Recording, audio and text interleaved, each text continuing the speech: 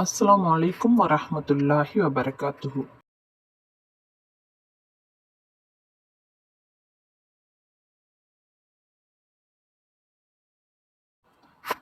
Chocolate பாரை சின்ன சின்னதாக கட் பண்ணிக்கிறங்க. பால், பாக்கெட் பால் அல்லது பசும்பால் எது எடுத்தாலும் ஓகே.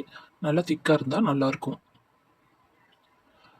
1.5 லிட்டர் பால் அளவு எடுத்துக்கிடலாம். நல்லா கொதிக்க வச்சுக்கிறங்க. சின்ன சின்னதாக கட் பண்ண சாக்லேட்டை அதோடு சேர்க்க போகிறோம். நல்லா பால் கொதிச்சதும் பட்டை ஒரு 2-3 துண்டு எடுத்து அதில் சேர்த்துருங்க. கட் பண்ண சாக்லேட்டையும் அதோட சேர்த்துக்கிறங்க.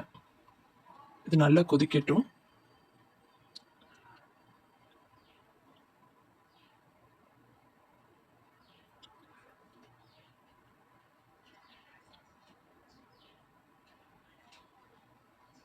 நல்லா கரையட்டும் சாக்லேட்டு.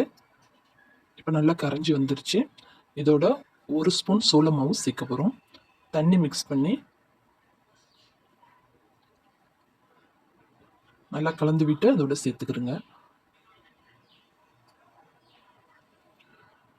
அதிகமாக சோள மாவு சேர்க்கக்கூடாது. 1 ஸ்பூன் சேர்த்திங்கன்னா போதும். இப்போ இது நல்லா கொதிச்சதும் சீனி ஒரு 200 கிராம் சேர்த்துக்கிறோங்க.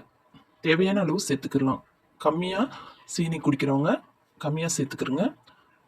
அதிகமாக இனிப்பு தேவைப்பட்டுச்சுன்னா அதிகமாக சேர்த்துக்கலாம். ஒரு 200 கிராம் சேர்த்திங்கன்னா கரெக்டாக இருக்கும். ஓகே, சூப்பராக ரெடி ஆயிடுச்சு. இதை நம்ம வடிகட்டிக்கிடலாம். ஸ்டவ் ஆஃப் பண்ணிவிட்டு வடிகட்டிக்கிறங்க. இதை சூடாக குடிக்கிறதுக்கு ரொம்பவே சுவையாக இருக்கும். ஜில்லுண்டு குடிக்கிறேன்டா ஃப்ரிட்ஜில் வச்சு நீங்கள் குடிக்கிறதா இருந்தால் நல்லா ஆற வச்சு ஃப்ரிட்ஜில் வச்சு குடிங்க. அல்ஹம்துலில்லாஹ், சூப்பராக ரெடி ஆயிடுச்சு. நீங்களும் இது போல் சுவையாக செய்து சாப்பிடுங்க இன்ஷா அல்லாஹ்.